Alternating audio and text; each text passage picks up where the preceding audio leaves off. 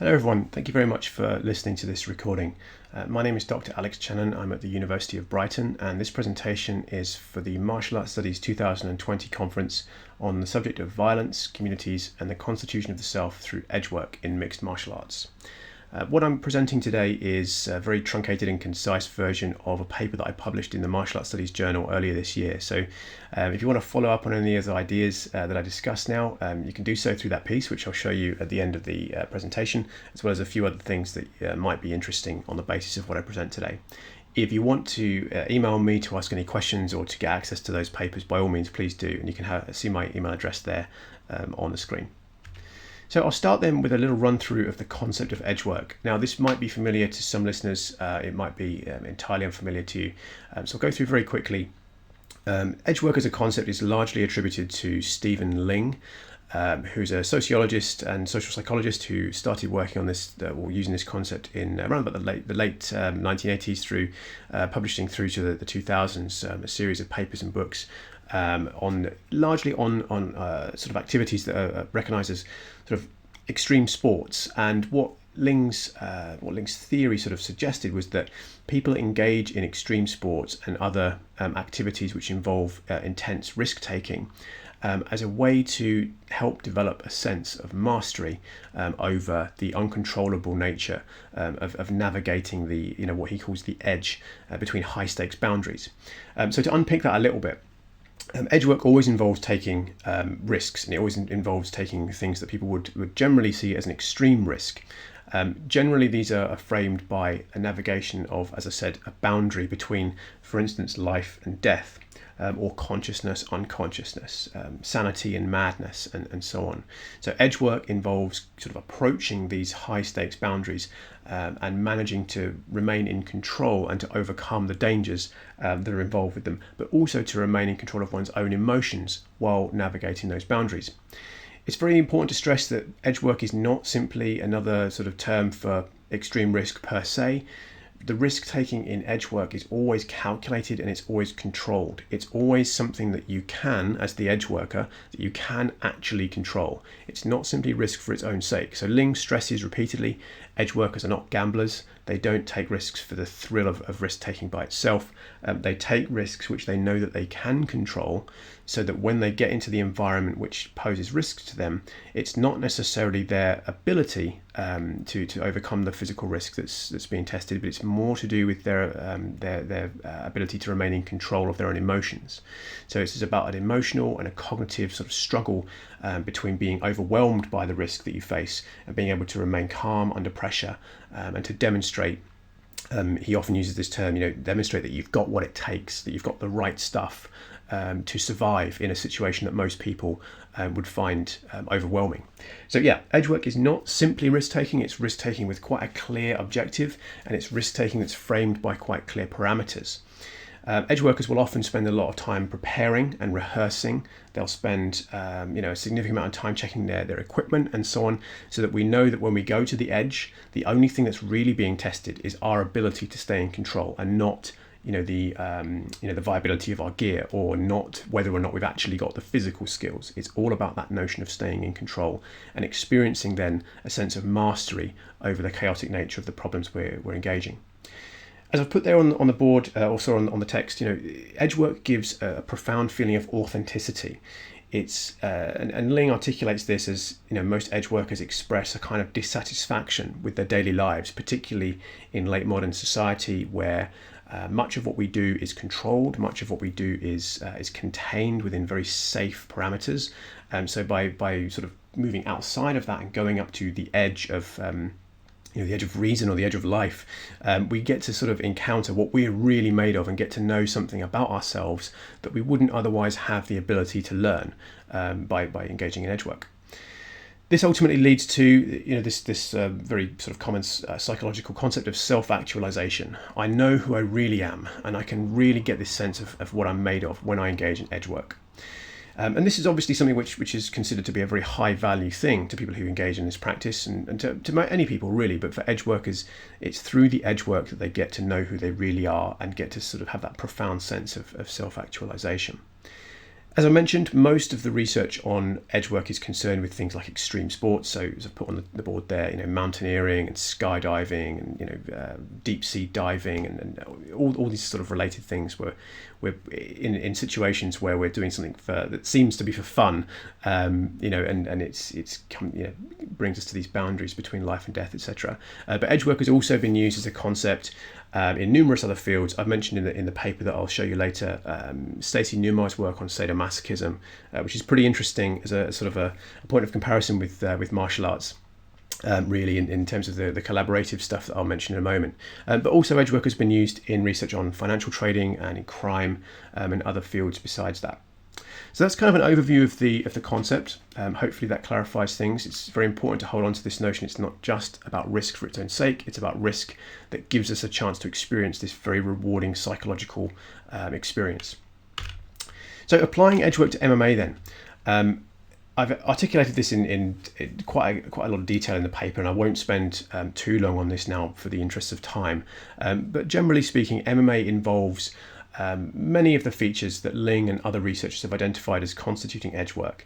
It is a very physical discipline which involves clear physical risks to competitors. There's a strong cognitive element in terms of game planning and strategizing. And of course, the emotional onslaught of stepping into the cage is pretty dramatic.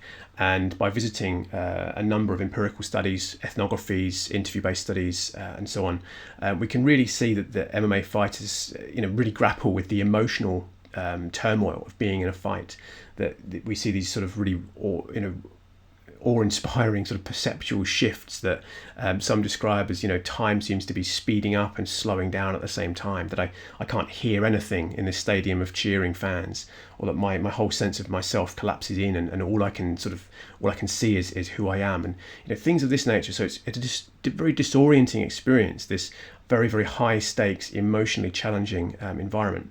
And that corresponds very well, it resonates very well with most other edgework practices that are physical tests, yes, but they involve a really, really profound emotional component. Mixed martial arts fighters, like most other edge workers, spend a good deal of time training in their skills. They know generally who their opponents are going to be. I might just bring up all this content for you on the slide now. They know who their opponents are going to be well in advance. They can strategize and game plan for that opponent. So they're not going to be caught unawares by their opponent's techniques. They plan for that. They spend a lot of time working on their fitness, their strength, their stamina, their techniques in grappling and striking and all of the disciplines that go into it. They're basically giving themselves every chance to, once they step in the cage, to control all of the variables that they can, so that their opponent won't surprise them, they won't run out of energy, they won't run out of stamina, etc. They'll be able to test what they're really made of by controlling all those other variables. They get down to that one variable that you can't control, the one that you want to encounter in order to experience edgework, to find out, am I really made of the right stuff in this environment? A couple of the quotes that I've put there on the top left section, an MMA fight is more of a test of self than a test of skill. This is one of the pieces that I've quoted from another author's work in the paper that I mentioned. And then fighting is the most real and honest thing. So it's more a test of self than skill. Yep, I'm learning about myself through this process. I'm finding out what I'm really made of. And the most real and honest thing, I can't get more authentic than this. If I'm on a quest to see who I really am, if I want to test, am I really a good fighter? Am I really capable of holding my own in competitive combat? You can't get more real and you can't get more honest than these relatively no holds barred, not no holds barred, but if you're familiar with mixed martial arts, you'll know what I mean with that concept, that there are few rules here. This is a genuine test of what you're really made of. So these notions of edgework, as I've mentioned on the previous slide, they're borne out quite well in mixed martial arts. I don't know if I've done a very good job of explaining it here, but you can certainly read up a little bit more of that in the paper if you want to. The necessity of collaboration, though, in the bottom left, this is something I want to stress. This is slightly unique, or somewhat unique in mixed martial arts. I mentioned sadomasochism earlier. It is also a very important component of the edgework that goes on there, in so much as with mountaineering, with skydiving, I can do that on my own. I don't need another person to sort of make that edge appear for me. In mixed martial arts, the edgework is only possible when I've got a resisting opponent who's genuinely trying to beat me. I can't engage in edgework, in other words, unless my opponent is really trying to do the same with me. So we need to have an opponent, and the opponent is what becomes the edge for us, or the opponent gives us a chance to encounter the edge. I put there on another quote there in the text. He's going to be my Everest. This is a thing that a fighter said to me backstage at a fight event I was doing fieldwork at a couple of years ago, clearly demonstrating that the other fighter here is going to be the biggest challenge that I will ever face in my life. This is where I find out what I'm made of, and it's him. It's his fighting ability, and it's him as an opponent which makes that possible for me. So this is obviously an essential component of all fight sports. We need an opponent to test ourselves against. But in the context of mixed martial arts, this gives us rise to this notion of community. Now, Lyng stresses that among edgeworking communities, there is a sense of mutual respect for the abilities of others to prove their mettle under pressure, to visit the edge and to survive. And edgeworkers see that in one another. Regardless of what edgework activity they actually do, they respect one another for demonstrating that ability. And he evidences that with other extreme sports athletes. And I certainly think that goes on in mixed martial arts. We often hear from fighters, I've got respect for anyone who's got the guts to step in that cage, right? That we know that takes an awful lot, and anyone who can demonstrate that they've got the right stuff to do that, is worthy of respect. So there's a community that's sort of fostered around that shared identity and that shared experience, but also the collaborative nature of this, that I need my opponent to genuinely try if I'm going to get my edge work, if I'm going to get my opportunity to demonstrate mastery over myself and my emotions, if I'm going to get that self-actualization, I need my opponent. I need my training partners, I need my coaches, but I need my opponent as well. So we often hear about respect in martial arts and trust and so on and so on.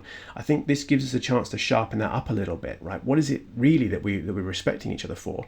Well, it's demonstrating the ability to survive the trip to the edge, but it's also of being the person that gives me the chance to do this. So the communities in mixed martial arts are very important to sort of take hold of and to think about the grounds upon which this kind of community gets constructed, which leads into the final thing I want to talk about today. So there are numerous ways that we could direct this sort of theoretical idea in terms of shaping analyses of various aspects of the sport of MMA and related activities. But one thing I like to focus on is this notion of violence. I'm not sure if anyone's familiar with my previous work on this topic. You may or may not have come across it, but I've written with my colleague Christopher Matthews a few things about the difference between fighting and violence. And I won't sort of elaborate on this at great length now because of time is short. I have included at the end of this presentation some papers where you can follow this stuff up if you want to get a bit more detail on it. But broadly considered, we've argued that fighting is not always violence, that not all fights are violent. And of course, not all violence takes place through fights, but that's neither here nor there for now.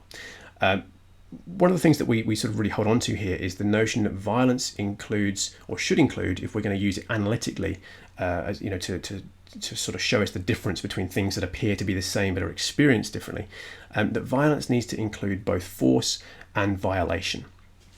If we think of violence only through force in this kind of objectified sense that a punch is always a form of violence, then we ignore the symbolic meanings that people who trade punches in different contexts bring to that.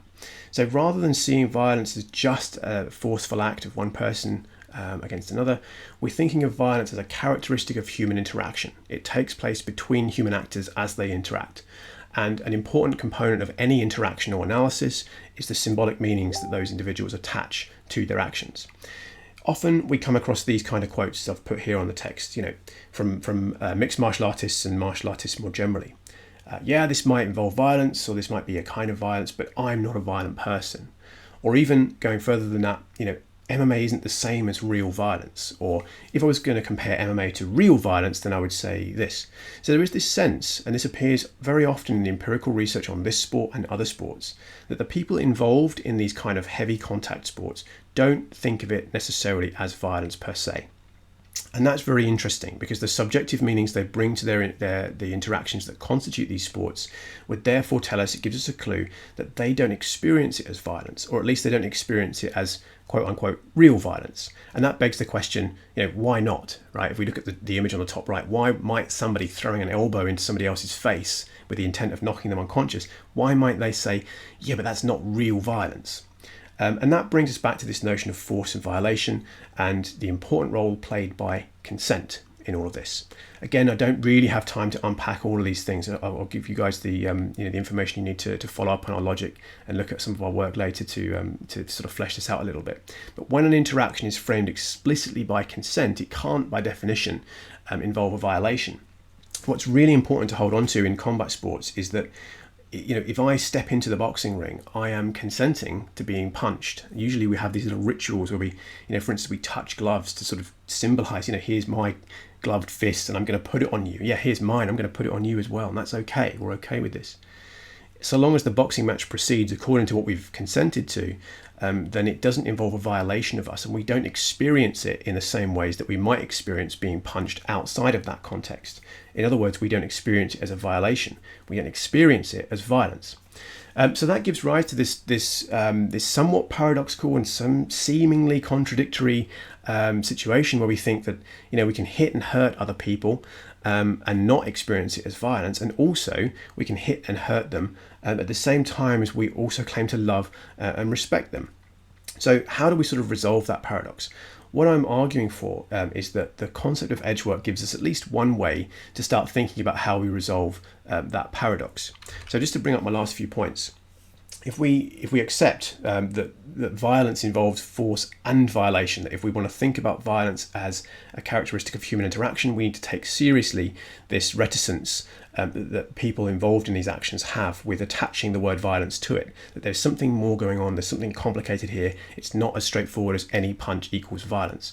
And if we accept that mixed martial arts and perhaps other combat sports involve edgework, and we also accept that edgework is collaborative in nature, then we have to see that MMA fighters need each other to do these things to one another in order to get that edgework to work. So if I'm going to get this self-actualization that I'm really hungry for, this sense that as a martial artist I want a uniquely challenging test. I want to find out if my techniques really work. I want to find out if I've got what it takes to stand, and trade blows, or if I'm going to freeze like a rabbit in the headlights. I want that knowledge. I want to pursue that, and I trained for that, and I worked for that. That knowledge is not going to be accessible to me unless my opponent genuinely tries to beat me, unless my opponent genuinely tries to knock me unconscious and so on. So this isn't just a matter of I consent in the sense of, yes, I'm okay with you doing this thing to me. It's I actually want you to do this to me. This becomes something that I'm purposefully pursuing. One of my earlier studies, which was to do with gender and women's incorporation into largely male-dominated gyms, I often encountered this frustration among women where men wouldn't hit them over fears about gender propriety. And among the many things that they said about this, one was, I can't really feel like I belong here, and I can't call myself a kickboxer if I've never been kicked, right? So I can't access that identity, I can't access that knowledge about myself if I've never really been treated with the respect of an equal opponent.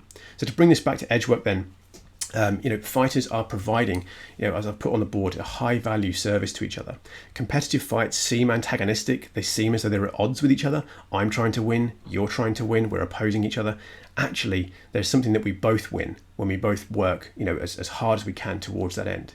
So to sort of wrap this all up then, my final point, that the action in mixed martial arts, if we accept this complexity and contradiction around the term violence, as I've highlighted already, then we're better off conceptualizing this action as mutually constructed risk rather than as violence per se. I'm almost out of time, so I'll wrap the main sort of body of that up there, and just finish with the papers that I've suggested, or that I've mentioned before. So this is the piece that this presentation is really derived from in martial arts studies. A more foundational look at sports violence from a theoretical point of view. This is published in the Sport in Society journal with Christopher Matthews. Not specific to mixed martial arts or combat sports per se, but a few examples in there, and general sort of theoretical discussion of the complexities of defining violence in sports. This book chapter, which is in the Transforming Sport book, which you can find if you Google this title and my name, you'll find this piece, no doubt. This looks at the Love, Fighting, Hate, Violence project, which is a kind of pedagogical intervention aiming to use martial artists' knowledge around violation and consent as a way to teach young people about consent through martial arts, basically. And you can also find the Love, Fighting, Hate, Violence website, lfhv.org. We have a manifesto there. It's not academic, but it should give a nice, concise overview of this sort of conceptual issues around violence, as well as some other resources as well. So that's about it. So thank you very much for listening. Hopefully this has been informative and helpful, and I look forward to your feedback and questions and discussion later on. Thank you very much.